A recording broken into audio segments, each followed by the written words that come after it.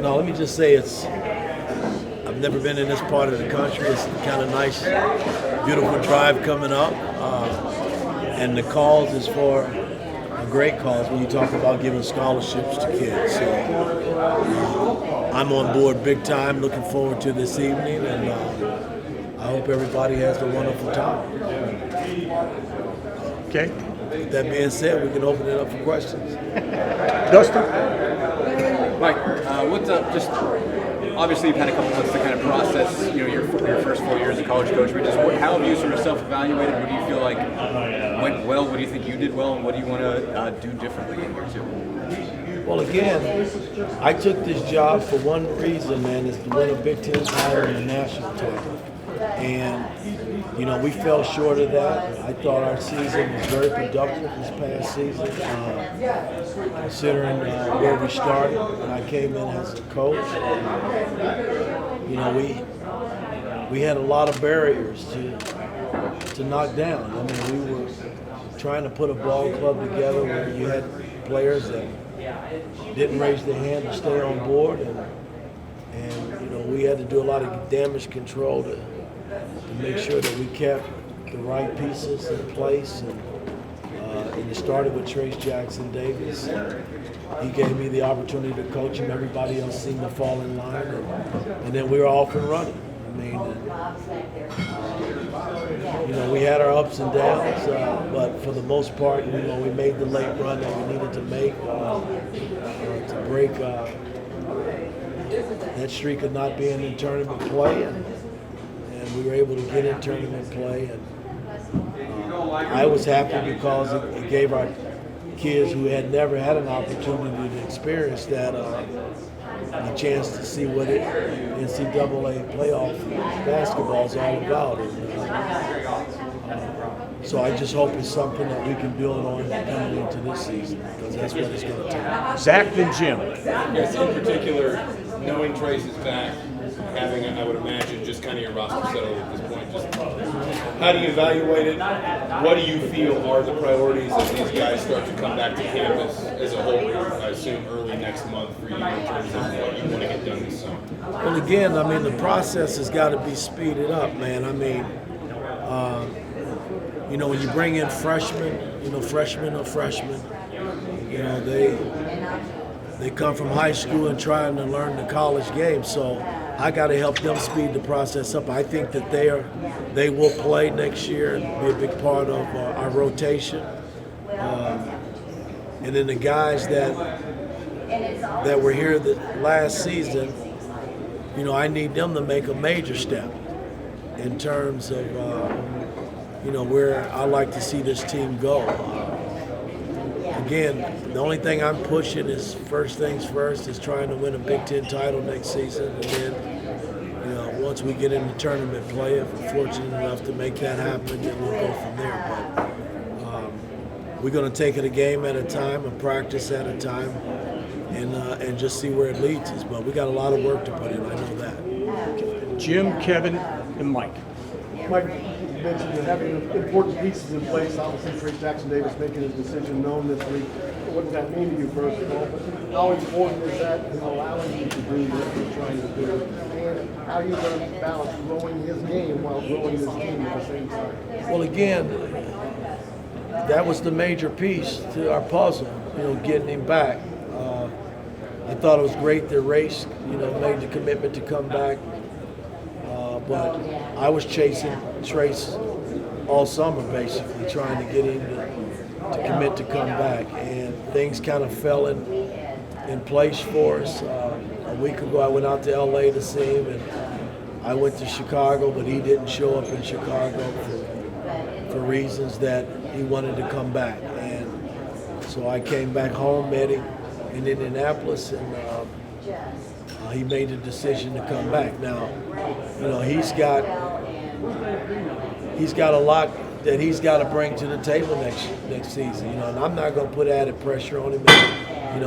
This past season, it wasn't like we didn't tell him to shoot the basketball, but he's got to shoot the ball. And feel good about shooting. And he's going to make some and he's going to miss some. I mean, hell, I missed a lot of shots in my career, and I made a lot of them, but it's a part of the game, and I just got to somehow get him over the hump and make him understand it's okay when guys are playing off of you to shoot the 15 to 17, 18-foot shot and knock it down. So free throws has got to get better. I think he improved in a lot of areas last season, I thought, looking at his play from past seasons. But he's got to make a major jump, and we got to ride him pretty much like we did next year. But I think the supporting cast around him will be a lot better, and based on how I try to get them speed it up to get where I think they need to be to help us win basketball games.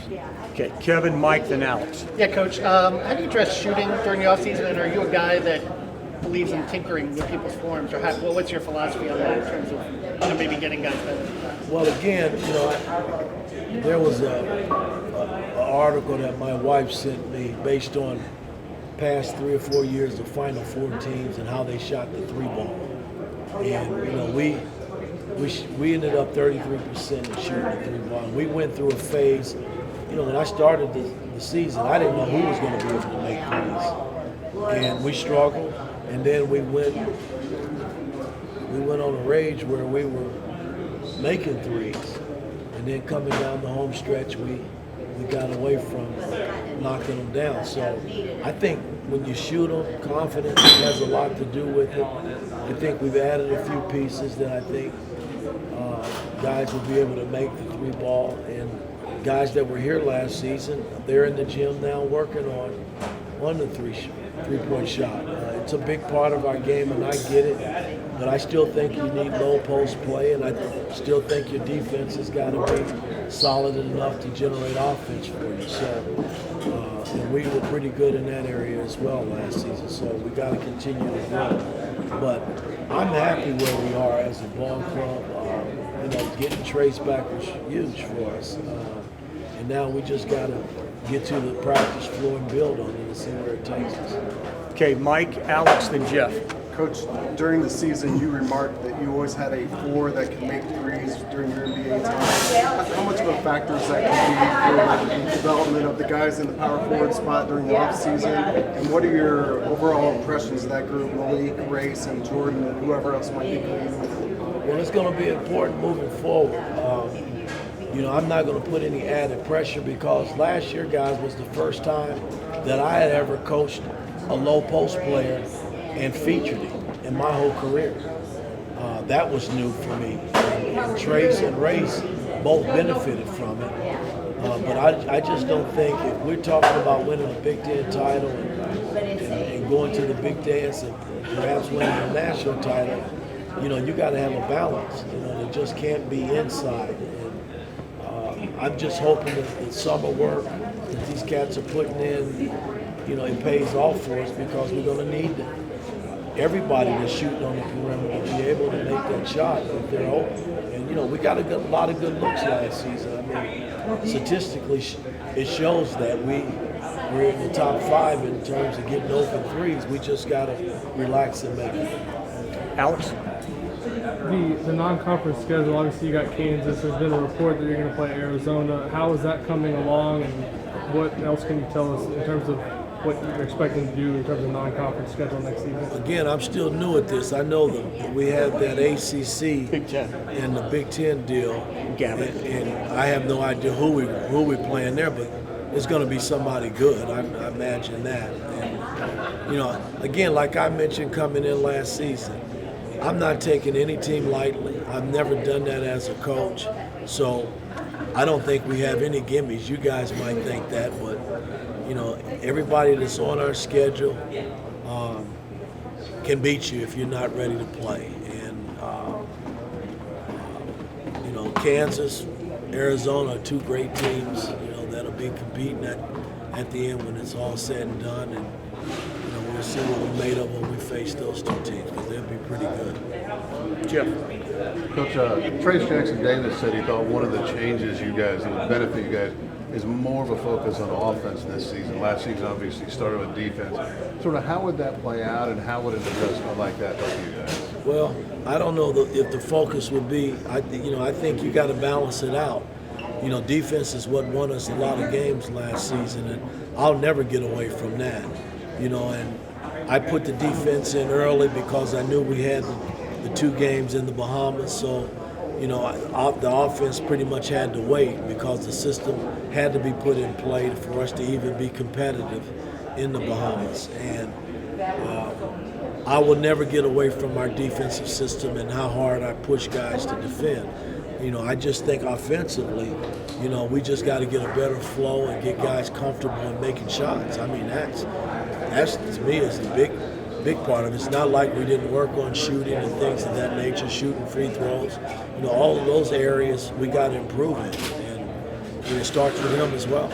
And the second part of that is, who are 3? If you guys make a jump in 3-point shooting, who are 3 or 4 guys you look at and say they're really capable of taking a step? Not all of them. I mean, if you play minutes and you take those shots, I'm counting on you to make them. The Galloways, the Xaviers, Caleb Banks, if he comes in and plays, C.J. Gunn, Jalen Safino, Geronimo, Tamar Bates. We got enough guys that are putting in time this summer that I feel good about when they lace it up next year that they can make it. That's the only way I can feel.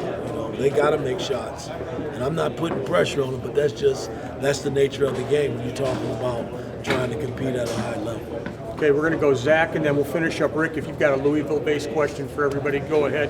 Zach? I guess circling back to talking about Trace and that being the first time you really kind of built an offense around starting with a post player the way you did last year. What do you feel like you learned, and I guess how do you maybe take some of that to challenge him this year, coming back, pushing him, whether it's stuff he's producing or his leadership, whatever it is? Well, let me say this. I had Amari and Melo in New York, and both were inside and outside players. But with Trace, it was basically for us inside, although he handled the ball a lot more than he did in the past, out on the floor, making plays with the ball. He even led breaks at times when he got the rebound. I just got to get Trace in a better place, and because his shot is not that bad, guys, when he shoots it.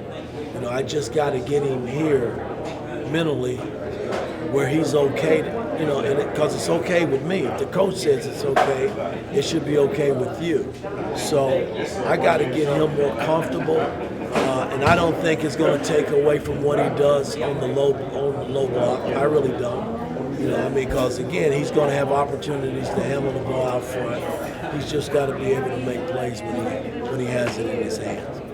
Okay, last question, Rick. I know you're friends with Kenny Payne. Just your reaction to him getting the job at Louisville, and any progress at all, or possibility of a Indiana-Louisville or Indiana-Kentucky? Well, I couldn't be more happier for a guy. I've known Kenny for many, many years, and he finally got his big break to come back home to Louisville where he played. I think he's going to do great things there because he's a competitive guy and he knows the recruiting game. He's been a part of the college game, just a short stint in the NBA. But, I think I've had the opportunity to talk to Kenny and their AD, and he promised me something in 2 years. Once Kenny got up and going, that we could possibly get a game with Louisville in a couple of years, which, I'll take that all day long because I know it'll be a competitive game. And, our Indiana fans kind of like playing Kentucky fans anyway. So the Kentucky game is something that I got to go back to the table with Cal. He and I have addressed it early on when I got the job, but I'm not going to let it die. I'm going to stay on his heels about trying to get the Kentucky-Indiana series back on the table, man, because I just think, over the years, man, that was a hell of a game, going to Lexington and them coming down to Bloomington. So, and it might not be Bloomington, Lexington, I don't know, but however way we can get it done, I'll take it. So we just got to figure that part of it out. Okay, Coach. Thank you, everyone, for coming out. Hey, thank you guys. Enjoy the evening. And ladies.